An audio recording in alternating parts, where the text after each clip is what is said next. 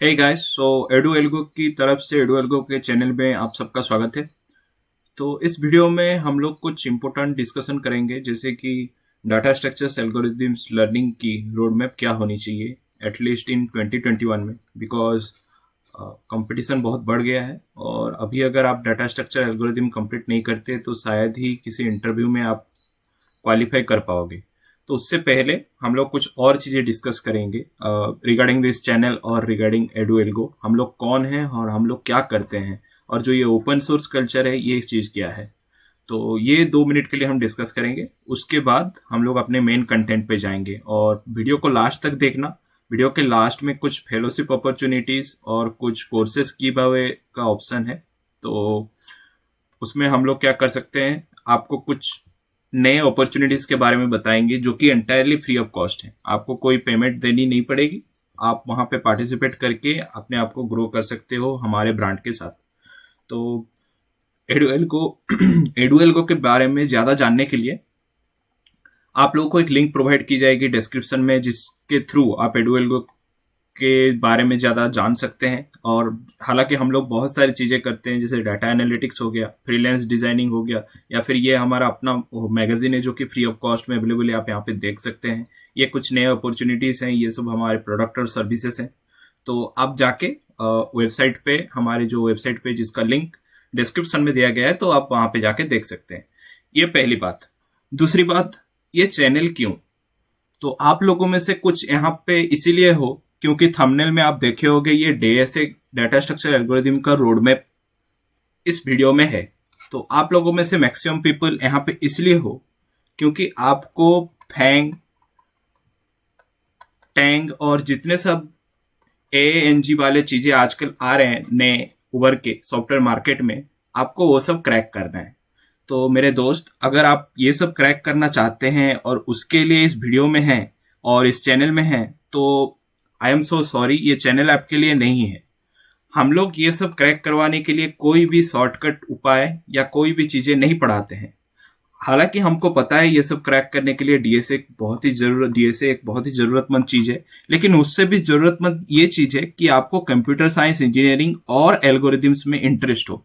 अगर आपको इंटरेस्ट नहीं है इस चीजों में, बस आप पीयर प्रेशर में या फिर सोसाइटी के प्रेशर में आके फैंग, टैंग और जितने सब एंग आ रहे हैं उन सबको क्रैक करने के लिए इस वीडियो में आए हो, then please do not waste your time. इससे अच्छा है आप कुछ अपने हॉबीज पे पढ़ाई कर लो या कुछ अदर चीजें कर लो। तो अगर आप इसीलिए आए हो कि आपको फैंग वगैरह पे क्रैक करना है, ये सब करना है इस वीडियो के थ्रू, देन ये वीडियो आपके लिए बिल्कुल नहीं है। दूसरी चीज, अगर आपको different sites like Codeforces, CodeChef, इन सब में अपनी स्टार रैंकिंग बढ़ानी है, ये सब आज ट्रेंड में है। आजकल जिसको देखो सबका 4 स्टार 3 स्टार रहता है। हालांकि वो अच्छी चीज है, लेकिन 1 साल पहले थोड़ा हार्ड हुआ करता था। अभी पता नहीं अभी क्या कैसा है वहां पे है। सब लोग का तो 4 स्टार 3 स्टार है। हालांकि कुछ लोग मेहनत करके ला रहे हैं, उनके लिए हेड्सअप, क्योंकि वो बहुत इंपॉर्टेंट चीज है। वहां पे बहुत सारा सेक्रीफाइसेस करना पड़ता है कॉम्पिटिटिव प्रोग्रामर होने के लिए। तो अगर आप इसलिए यहाँ पे आए हो ताकि ये वीडियो आपको कॉम्पिटिटिव प्रोग्रामर बना दे और आपकी स्टार रैंकिंग को इंक्रीज कर दे ये सब साइट्स में, तो फिर से आई एम सो सॉरी, ये वीडियो आपके लिए नहीं है। आप प्लीज अभी वीडियो पॉज कर लो और प्लीज अपना टाइम 10 मिनट या 20 मिनट अपना वेस्ट मत करो। उससे अच्छा आप कुछ अपना जो भी कर रहे हो उसको कर लो, ये वीडियो मत देखो। तो अभी अभी एक क्वेश्चन आता है, तो भाई सबका तो मना कर दिया, और बचे कौन? किनके लिए चैनल है? ये चैनल सिर्फ उनके लिए है जिनको एल्गोरिथम्स में इंटरेस्ट है। जिनको इसमें इंटरेस्ट नहीं है कि एल्गोरिथम्स का कोड मुझे गिग्स फॉर गिग्स या फिर कहीं अदर साइट्स या फिर एडुएल्गो के अपने जो भी रिसोर्सेस है वहां से कॉपी करनी है। हमको कॉपी करने वाले कोडर्स या कॉपी करने वाले लर्नर्स नहीं चाहिए। हमको सिर्फ वो लर्नर्स चाहिए जिनको एल्गोरिथम कैसे काम कर रहा है उसके पीछे का मैथमेटिकल एक्सप्लेनेशन और जितने सारे डिस्क्रिप्शन वाली चीजें हैं, जैसे कि time and space complexity, how to optimize any algorithm further, और थोड़ा सा रिसर्च ओरिएंटेड एल्गोरिथम्स जैसे कि अप्रोक्सीमेशन एल्गोरिथम्स और ऑल अदर थिंग्स। इन सब में जिनको इंटरेस्ट है, जिनको एल्गोरिथम से प्यार है, जो चाहते हैं कि हम एक नए उपाय सीखें जिससे हम आगे जा सकते हैं या फिर हमारे डेली लाइफ के जो भी वर्क्स हैं उसको थोड़ा सा ऑप्टिमाइज कर पाए, तो उनके लिए एक्चुअली ये चैनल है। हम लोग किसी भी फैंग और जो भी आप लोगों का नया नया सब आया हुआ है उसको क्रैक करने की टेक्निक नहीं बताते। हालांकि ये क्रैक करना बहुत हार्ड है, जो कि पर्सनली हम लोग कभी क्रैक नहीं किए। तो अगर आप इन सब को क्रैक करना चाहते हैं तो आप किसी यूट्यूब इन्फ्लुएंसर के वीडियो पे जाइए, वहां पे देखिए वो लोग क्या बोल रहे हैं, हमको तो उतना नहीं पता।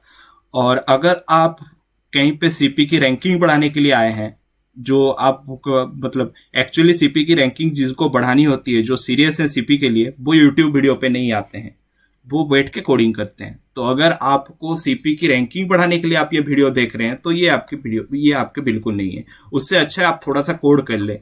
अगर आप कहीं पे कोडसेप पे या कोड फोर्सेस पे कोड करते हैं तो वहां पे थोड़ा सा कोड कर ले, ये वीडियो आपके लिए है ही नहीं।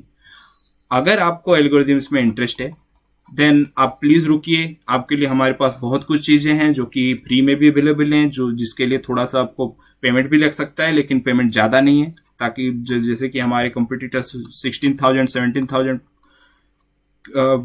मतलब पैसा दे के कोर्स मतलब आपको बेचते हैं, वैसे हम लोग 16-17,000 वो भी 6 महीने के लिए नहीं बेचते हैं।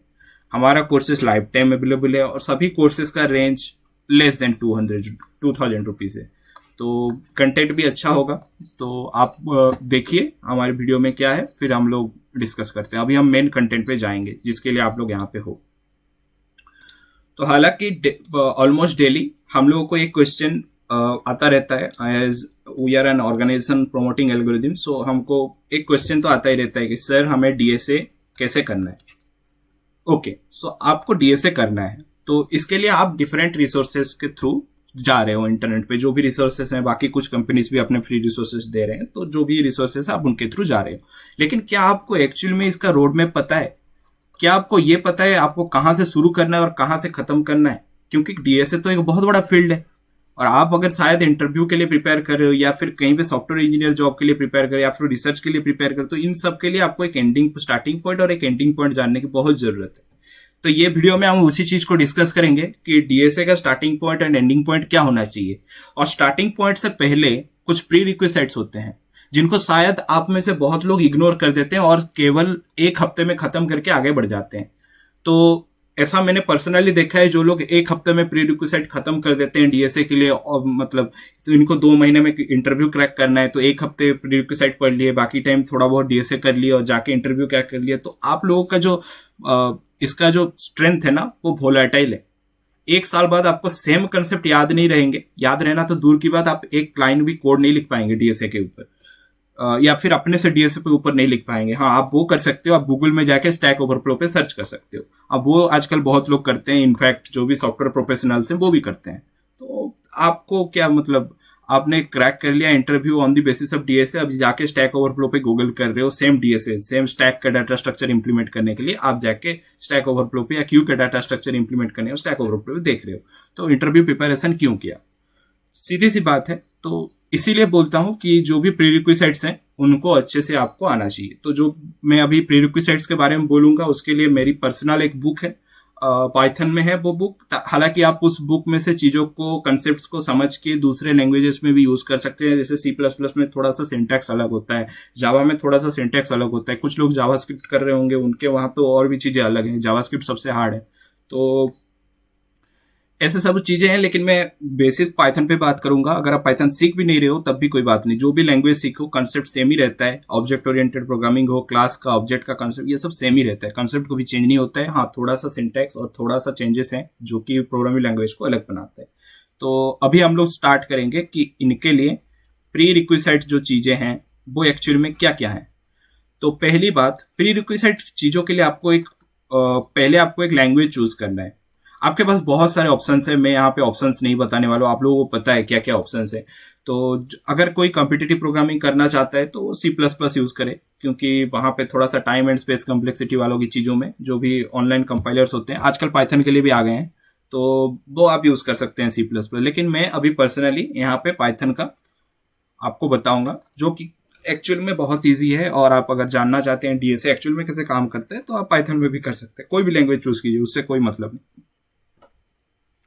तो पहला प्रीरिक्विजिट है, आप एक अच्छा सा लैंग्वेज चूज कीजिए जो आपके फ्यूचर पॉसिबिलिटीज को सपोर्ट करे। लाइक आप अगर एमएल और एआई में मास्टर्स डिग्री करना चाहते हैं और आप रिसर्च में जाना चाहते हैं, एनएलपी में रिसर्च कर रहे हैं और आप एल्गोरिथमिक रिसर्च में जाना, आजकल ज्यादातर एल्गोरिथमिक जो भी रिसर्च है वो पाइथन पे कंडक्ट करवा जा रहा है। तो आप स्टैनफोर्ड के जो भी लेक्चर्स हैं आप देख सकते हैं, वहां पे ज्यादातर लेक्चर्स पाइथन के ऊपर है, मतलब एल्गोरिदम्स के जितने भी लेक्चर वो पाइथन में इम्प्लीमेंटेड है, क्योंकि ये हमको थोड़ा सा जो भी एल्गोरिदम का लाइन्स ऑफ कोड होता है तो वो थोड़ा सा कम करता है। तो आप पाइथन लैंग्वेज यूज कर सकते हैं, या फिर आपका जो लैंग्वेज हो, आपका जो भी फ्यूचर पॉसिबिलिटीज हो उसको देख के आप लैंग्वेज चूज कीजिए। ये आपका पहला काम है प्रीरिक्विजिट में। दूसरा, बहुत सारे कंसेप्ट सभी प्रोग्रामिंग लैंग्वेज में सेम होते हैं, जैसे कि वेरिएबल का कंसेप्ट हुआ, जैसे इफ एल्स का कंसेप्ट हुआ, ये इसको हम कंडीशनल स्टेटमेंट बोलते हैं। उसके बाद लूप्स का कंसेप्ट हुआ, इसमें फॉर लूप आता है, व्हाइल लूप आता है, बहुत सारी चीजें, डू व्हाइल लूप आता है। और भी किसी लैंग्वेज में और कुछ होगा तो मुझे नहीं पता, आप लोग थोड़ा चेक कर लेना। तो वेरिएबल, इफ एल्स, लूप, ये सब चीजें हर लैंग्वेज में कॉमन होता है। अभी लोग क्या करते हैं, जो कि आप ना करें तो बेहतर है, लोग क्या करते हैं, वेरिएबल का मतलब है a = 5। हाँ ठीक है, ये आपका खत्म हो गया वेरिएबल, आपको एक हफ्ते में कंप्लीट करना है। तो a = 5 उसका मतलब क्या है, a क्या है, a वेरिएबल है, ओके। तो a 5 क्या है, ओके 5 इंटीजर है। तो इतना लिख देने से काम खत्म हो गया? नहीं हुआ। आपको यहाँ पे जानना पड़ेगा कि जो भी इंटीजर है, जो भी फ्लोट है, जो भी स्ट्रिंग है, जो भी कैरेक्टर है, ये लोग मेमोरी में कितना स्पेसेस ले रहे हैं, क्योंकि आपको सॉफ्टवेयर इंजीनियर बनना है, आपको एल्गोरिथम से प्यार है, आपको कोड से प्यार नहीं है। कोड तो एक बस टूल है, आपको सॉफ्टवेयर डेवलप करना है। तो आपको जानना पड़ेगा ये जो इंटीजर है ये 4 बाइट लेता है, ये 8 बाइट भी लेता है, तो आपको ये सब जानना है। स्ट्रिंग जो है वो डिपेंड करता है कितने कैरेक्टर्स हैं, each character takes 1 byte of space, 1 byte of memory space. तो आपको ये चीजें देखना है कि कितने स्पेस ले रहा है। इफ एल्स में क्या होता है, लोग बस इफ, यहाँ पे हो गया आपका कंडीशंस, और यहाँ पे आपका हो गया एल्स कंडीशंस, बस खत्म, इफ एल्स। ओके, ऐसे खत्म नहीं होता है इफ एल्स। इफ एल्स में और भी चीजें हैं, जैसे कि कंटिन्यू स्टेटमेंट हो गया, ब्रेक स्टेटमेंट हो गया, गो टू स्टेटमेंट हो गया, ये सब स्टेटमेंट यूज होते हैं। आप लोगों को इन स्टेटमेंट के बारे में अगर नहीं पता है तो शायद ही आप ये सब इंटरव्यू वगैरह क्रैक भी कर लो, लेकिन जब भी रियल लाइफ में सॉफ्टवेयर डेवलपमेंट में जाओगे, जो भी आपसे पहले कोड लिखे होंगे वो डेफिनेटली यूज किए होंगे, क्योंकि वो सीनियर डेवलपर्स हैं। तो यहाँ पे बहुत सारी चीजें हैं, ऐसा नहीं है कि आपको सिर्फ इफ एल्स जान देने से आपका हो गया। Practice makes a man perfect. तो लूप्स में भी बहुत सारी चीजें हैं। लूप्स में एक कंसेप्ट आता है पाइथन में, इटरेटर नाम का। तो हालांकि बहुत लोगों को इटरेटर नाम का कंसेप्ट पता नहीं होगा।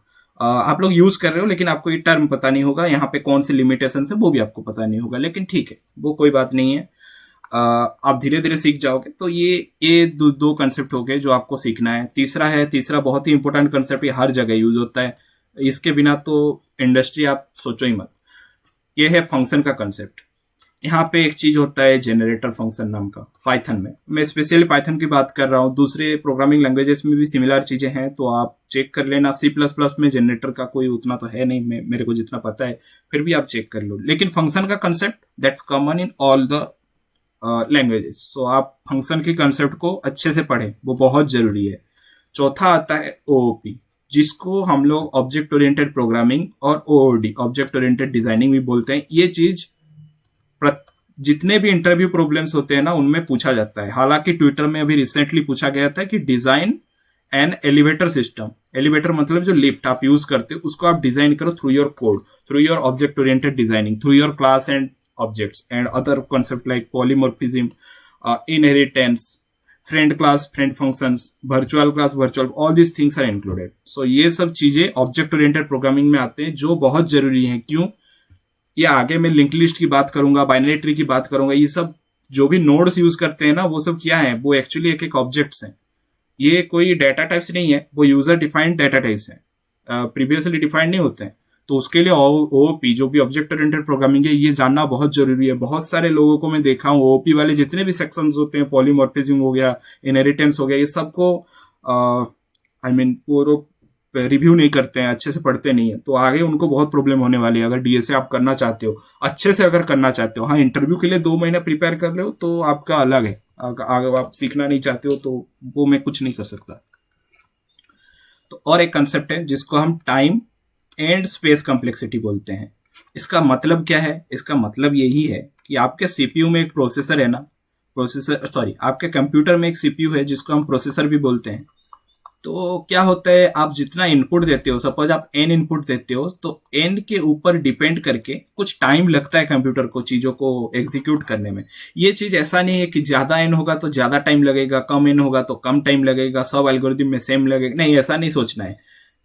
आपको अगर फंक्शन का कंसेप्ट पता है तो जो टाइम एंड स्पेस कॉम्प्लेक्सिटी होता है वो फंक्शन ऑफ एन होता है। ये नॉट ओनली एन, यहाँ पे एन स्क्वायर भी आता है, यहाँ पे एन क्यूब भी आता है, यहाँ पे लॉग एन भी आता है, यहाँ पे एन लॉग एन भी आता है। स्पेस कॉम्प्लेक्सिटी भी सिमिलर है। तो ये जो एफ है इसको हम एफ यूज नहीं करते, हम बीगो यूज करते हैं या फिर सिग्मा यूज करते हैं। इसको सॉरी सिग्मा नहीं, इसको ओमेगा बोलते हैं। तो ओमेगा या फिर बीगो यूज करते हैं। जो बीगो वाली चीजें होती है अपर बाउंड देता है आपको कि मैक्सिमम कितना टाइम लग सकता है, और एवरेज टाइम कॉम्प्लेक्सिटी और वर्स्ट केस टाइम कॉम्प्लेक्सिटी भी आप बोल सकते हो। और जो ये सिग्मा वाली चीजें हैं ये हमको बेस्ट केस देता है, बेस्ट केस टाइम कॉम्प्लेक्सिटी और द लोअर बाउंड। तो ये सारी चीजें एक वीडियो में तो मैं डिस्कस कर नहीं पाऊंगा, फिर भी मैं आपको एक ओवरव्यू दे दे रहा हूं ताकि आपको पता रहे कि आपको पढ़ना क्या है, आपको पढ़ना कैसे है और आपको पढ़ना कहाँ से। तीनों चीजें मैं बता दे रहा हूँ तो थोड़ा सा इजी हो जाएगा जो भी लोग इधर उधर भटक रहे हैं डीएसए के चक्कर में। तो ये रही आपकी प्री रिक्विजिट्स। प्री रिक्विजिट्स खत्म होने से ही दूसरा स्टेप आ जाता है बेसिक डीएसए। ये स्टेप बहुत ही इंपॉर्टेंट है और इसके लिए आप टाइम लीजिए, प्लीज टाइम लीजिए। लोग इसको बस 3 महीने में कंप्लीट कर देते हैं। ऐसे आपको कहीं पे नहीं लिखा है आपको 3 महीने में मास्टर कर लोगे। किसी भी अच्छे प्रोग्रामर, जो भी सीपी में बहुत अच्छे प्रोग्रामर्स हैं, 2 साल 3 साल पहले सीपी जब भी अच्छा हुआ करता था, अभी पता नहीं कैसा है क्योंकि हम नहीं करते। तो जब भी अच्छा हुआ तब हम लोग जानते थे कुछ 7 स्टार कोडर्स को, 6 स्टार कोडर्स को, जो लोग प्रॉपरली बताए थे कि आप डीएसए सीखने के लिए थोड़ा सा टाइम लीजिए। आप ऐसा मत कीजिए कि आपको 3 महीने में डीएसए सीखना है, वो कंप्लीट हो गया, 3 महीने के बाद आपको जरूरत नहीं है। आप सॉफ्टवेयर प्रोफेशनल है, आप इंडस्ट्री में, तो जिंदगी भर आपको इसकी जरूरत पड़ने वाली है। जितने दिन आप कोड करते रहोगे उतने दिन आप यूज करते रहोगे। तो इसमें क्या चीजें आते हैं बेसिक डीएसए में। तो पहली जो चीज है वो एक कंसेप्ट है, वो एक डाटा स्ट्रक्चर नहीं है। उस कंसेप्ट को हम रिकर्सन और बैक ट्रैकिंग बोलते हैं। हालांकि मैं इसको अभी एक्सप्लेन नहीं करूंगा क्योंकि थोड़ा सा ज्यादा वीडियो लंबा हो जाएगा, आपका ज्यादा टाइम वेस्ट होगा। तो रिकर्सन और जो बैक ट्रैकिंग ये चीज है, ये आपको पहले सीखना है, किसी भी चीज करने से पहले सीखना है। हाँ, इसमें ज्यादा डीप मत जाना आप, नहीं तो डीपी की जरूरत पड़ जाएगी, जिसको हम डायनामिक प्रोग्रामिंग बोलते हैं। तो थोड़ा सा आप कंसेप्ट सीख के सेकेंड लेवल पे जा सकते हैं। सेकेंड लेवल में एरे, आप ये 2 पोजीशन जो है इसको स्वैप भी कर सकते हैं। पहले एरे के बारे में सीख के फिर रिकर्सन और ब्रेक ट्रैकिंग के बारे में सीख सकते हैं, कोई प्रॉब्लम नहीं है। तीसरा चीज आता है लिंक्ड लिस्ट। तो ये जो एरे और लिंक्ड लिस्ट है ये दोनों बेसिक हैं। किस चीज के लिए बेसिक? नेक्स्ट जो डाटा स्ट्रक्चर्स हैं उनको बनाने के लिए। जैसे हैश मैप हो गया, ये एक बहुत ही अच्छा ऑब्जेक्ट ओरिएंटेड डिजाइनिंग क्वेश्चंस है। Amazon और गूगल वगैरह पे जब भी ओओडी का इंटरव्यू होता है तो ये क्वेश्चन पूछा जाता है, design a hash map using link list और एरे, जो भी आपका प्रेफरेंस हो। तो आपको बस डिजाइन करना है उसको। आप कैसे डिजाइन कर रहे हो वहां से ही पता लग जाता है आप कितना कंप्यूटर साइंस पढ़े हो। आपको मेमोरी चीजें भी देखना है, आपको ओएस के बारे में भी देखना है, आपको हर चीजें देखना है ये डिजाइनिंग करते टाइम। तो ये हम लोग नेक्स्ट वीडियोस में डिस्कस करेंगे। हमारे चैनल को सब्सक्राइब कर दीजिए। जितने भी चीजें हैं कंसेप्चुअल चीजें हम आराम से डिस्कस करेंगे, सब कोई दिक्कत नहीं है। और दूसरी चीज हो गया स्टैक। ये स्टैक में भी यूज होता है, लिंक लिस्ट और एरे आप कुछ भी यूज कर सकते हैं। और फिर हो गया क्यू। तो इन तीनों का जो भी डिजाइनिंग कंसेप्ट है ना, जो भी डिजाइनिंग कंसेप्ट है वो ज्यादातर जरूरत है सॉफ्टवेयर इंजीनियर को और सॉफ्टवेयर डिजाइनर को और सॉफ्टवेयर डेवलपमेंट इंजीनियर को। तो ये इन तीनों प्रोफाइल के लिए आप अगर अप्लाई कर रहे हो तो ये तो आपको पूछेंगे ही। हालांकि मैंने कभी गूगल क्रैक नहीं किया, तो जो भी मेरे सीनियर्स है, मेरे दोस्त क्रैक किए हैं, उनमें से जितने भी लोगों का मैंने इंटरव्यू लिया है तो मुझे पता है हैश मैप से क्वेश्चन आते हैं, स्टैक से और क्यू से भी क्वेश्चन आते हैं।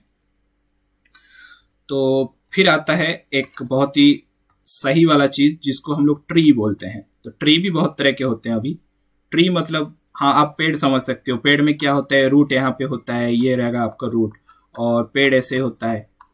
तो यहाँ पे उल्टा होता है, रूट यहाँ पे होता है, पेड़ ऐसे होता है।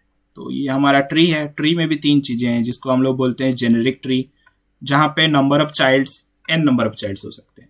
फिर बाइनरी ट्री, ये n = 2 होगा तो उसको बाइनरी ट्री बोलेंगे, मतलब सिर्फ 2 नंबर ऑफ चाइल्ड्स ऐसे हैं। और ये जेनेरिक में बहुत सारे हैं एक जगह से, ठीक है। और दूसरा है बाइनरी सर्च ट्री। तो ये बाइनरी सर्च ट्री सर्चिंग को बहुत ज्यादा ऑप्टिमाइज करता है। इसके बारे में हम डिस्कस करेंगे हमारे नेक्स्ट वीडियोस में जो भी आने वाले हैं आगे के दिनों में, तो उसमें हम लोग डिस्कस करेंगे। फिर उसके बाद आता है कंसेप्ट जिसको बोलते हैं हम ग्राफ। हालांकि आप लोग सब गूगल मैप और मैप वगैरह यूज किए होंगे तो वहां पे आप देखे होंगे जब भी आपको एक्स प्लेस से, मतलब एक्स सपोज आपका अभी का लोकेशन है, आपको वाई प्लेस तक जाना है तो गूगल क्या करता है, आपको ऑप्टिमाइज्ड रूट दिखाता है, सबसे छोटा वाला रूट कौन सा है वो दिखाता है, जहां पे सबसे कम ट्रैफिक मिलेगा।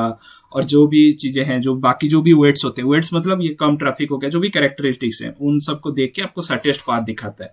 तो ये पाथ कहाँ से आते हैं, कैसे आते हैं, इनमें सब ग्राफ डाटा स्ट्रक्चर अवेलेबल मतलब यूज किया गया है, जिसका एक नाम भी है, जिसको हम लोग टीएसपी बोलते हैं, ट्रैवलिंग सेल्समैन प्रॉब्लम। तो इस पे भी और सर ऐसा नहीं है कि ये एक ही वेरिएशन है, इसके भी 10 वेरिएशन हैं, और सारे के सारे रिसर्च टॉपिक्स हैं, क्योंकि इनका टाइम स्पेस कॉम्प्लेक्सिटी बहुत ज्यादा होता है। स्पेस कॉम्प्लेक्सिटी नहीं, टाइम कॉम्प्लेक्सिटी थोड़ा ज्यादा होता है, और उसको ऑप्टिमाइज करने के लिए हर साल रिसर्च चल रहे हैं। तो आप अगर चाहते हो कि थोड़ा अपडेटेड रहो, तो आप हमारे जो भी एंड्रॉयड ऐप है, हम लोग का एंड्रॉयड ऐप है जिसका नाम है एडुएल्गो, और जो अवेलेबल है गूगल प्ले स्टोर में,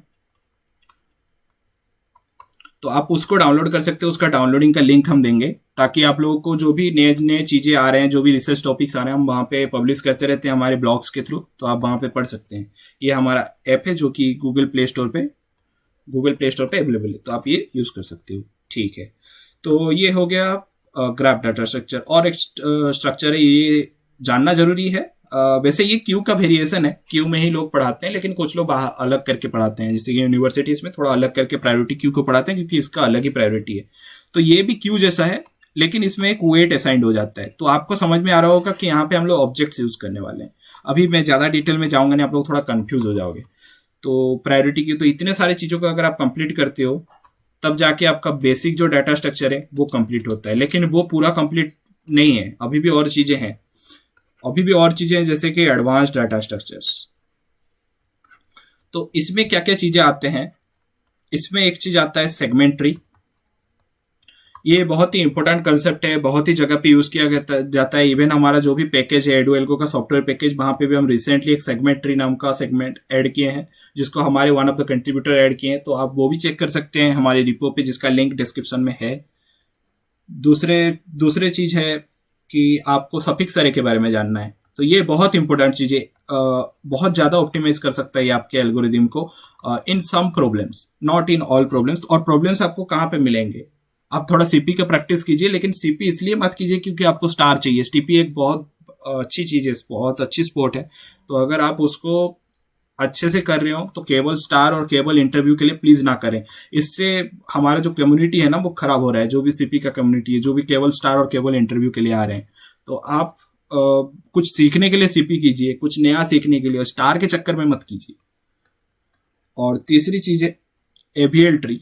तो ये शायद कॉलेजेस में भी आप अगर पढ़े होंगे तो एबीएल ट्री आपको पढ़ाया जाता है, और टीचर्स कभी कभी जोक में बोलते हैं कि इससे आपका सबसे लॉन्ग क्वेश्चन आएगा, क्योंकि थोड़ा सा कंसेप्चुअल है और थोड़ा सा कॉम्प्लेक्स भी है, लेकिन बहुत इजी है। तो एबीएल ट्री के बारे में भी हम डिस्कस कर सकते हैं कुछ दिन बाद।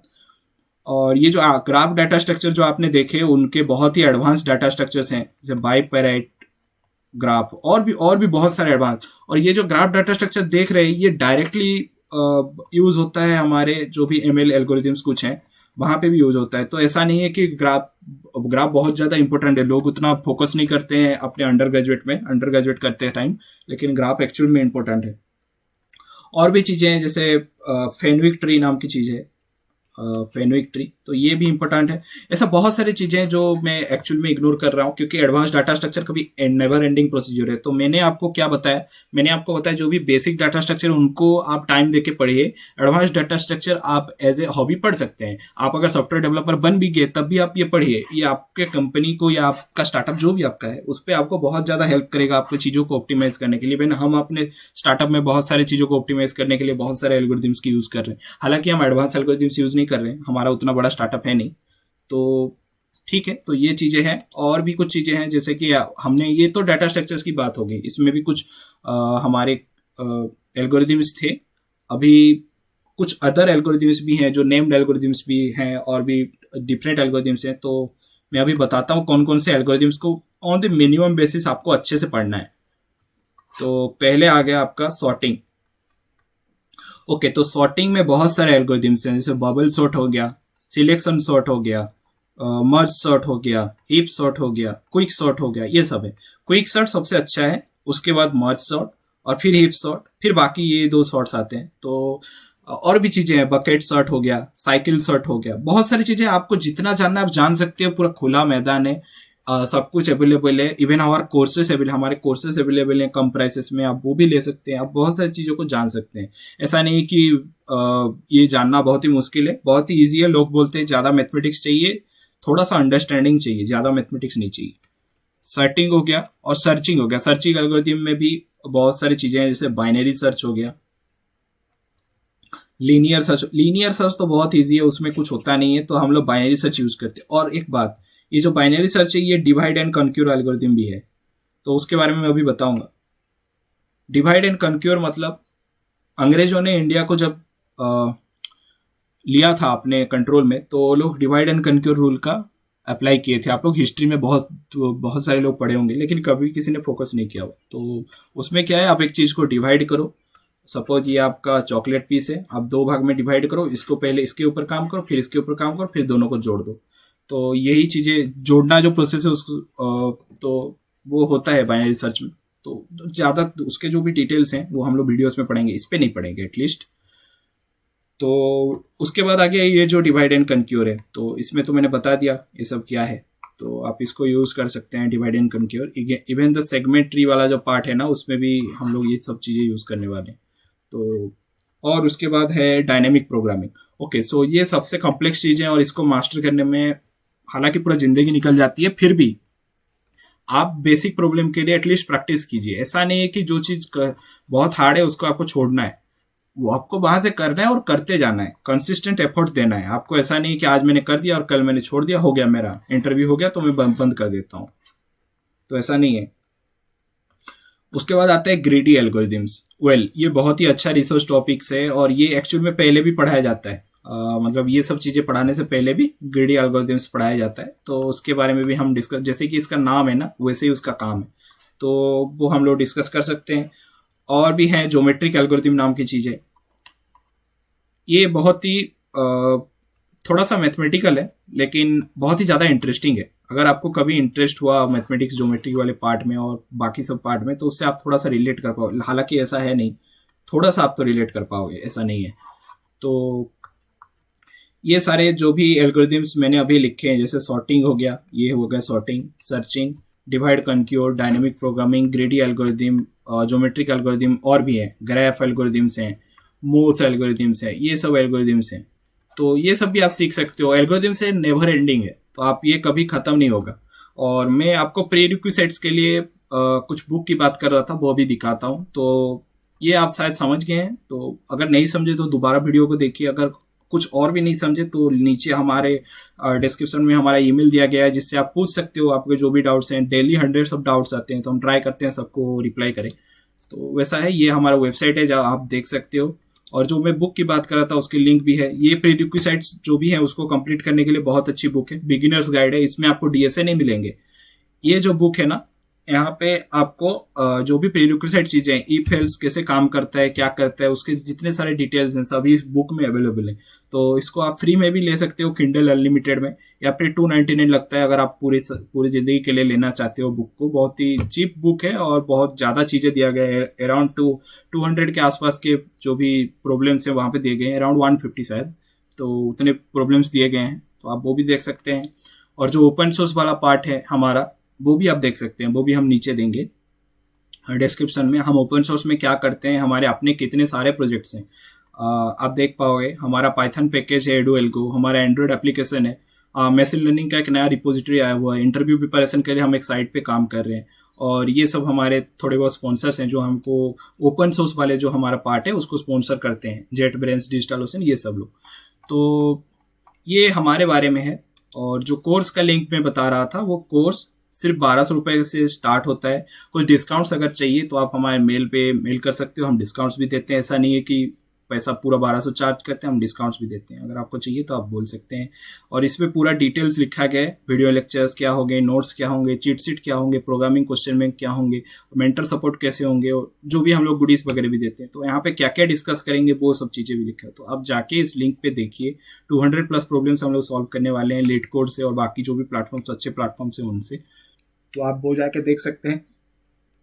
तो ये सब हो गया क्या, ये सब हमारे बारे में हो गया, ये सब हमारे वीडियोस के बारे में हो गया, और हम लोग आज जो पढ़ा है उसके बारे में हो गया। तो अभी एक जो मैंने अपॉर्चुनिटी की बात की थी वीडियो के स्टार्टिंग में कि हमारी एक नई अपॉर्चुनिटी आ रहा है, तो वो है हमारी फेलोशिप प्रोग्राम। ये टोटली फ्री है और हम लोग ओपन सोर्स को प्रमोट करने के लिए हर कैंपस में हमारी ब्रांड को प्रमोट करने के लिए लोगों को थोड़ा सा समझाने के लिए कि चीज़ों को गलत ना लें। यूट्यूब के इधर उधर के इन्फ्लुएंसर के बात में मत आए कि फैंग करने के लिए, टैंक करने के लिए आपको ये सब करना पड़ेगा, XYZ थिंग्स, वो सब कुछ नहीं करना पड़ेगा। नॉर्मली आपको पढ़ना पड़ेगा। अंडर ग्रेजुएट हो, आपसे कोई नासा में रॉकेट भेजने का मतलब सोच नहीं रहा है, आपको बस रिक्रूट कर रहा है अपने कंपनी के लिए कुछ लाइन्स ऑफ कोड लिखने के लिए, तो आप उसको सिंपली ले सकते हैं। ऐसे इतने कॉम्प्लेक्स करके चीज़ों को कुछ फायदा नहीं।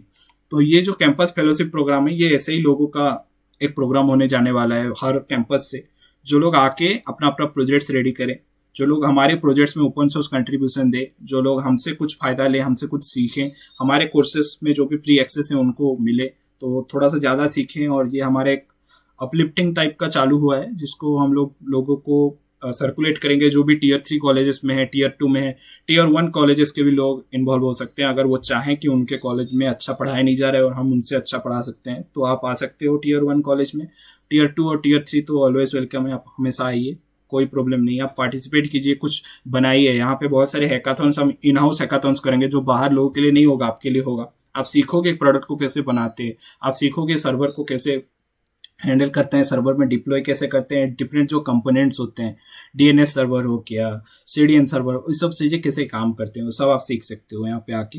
और जो भी रिवार्ड्स हैं, हाँ, हम कुछ गुडीज वगैरह देते हैं आप लोगों को एनकरेज करने के लिए, सर्टिफिकेट वगैरह भी हैं, अप्रिसिएशन लेटर्स भी हैं, कैश प्राइज भी दिया जाता है, तो आप वो सब चीज़ें भी आपको मिलेगा अगर आप अच्छा परफॉर्मेंस करते हो। ऐसा नहीं है कि आप गुडीज के चक्कर में आओ।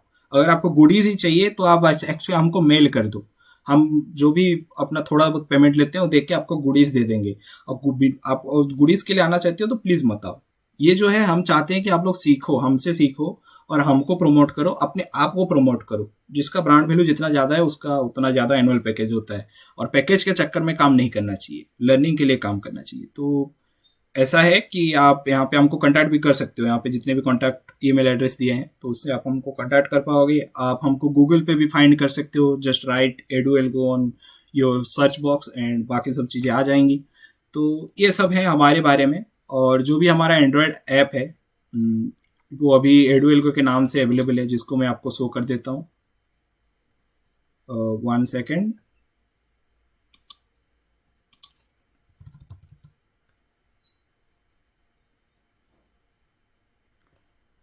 ओके, तो उसका जो लिंक है ना वो वहाँ पे डिस्क्रिप्शन में अवेलेबल है। अभी शो करना चाहूँगा, थोड़ा सा इंटरनेट स्लो है तो शो नहीं हो पाएगा, तो आप वो लिंक को डिस्क्रिप्शन से उठा लीजिए और कोई बात नहीं है।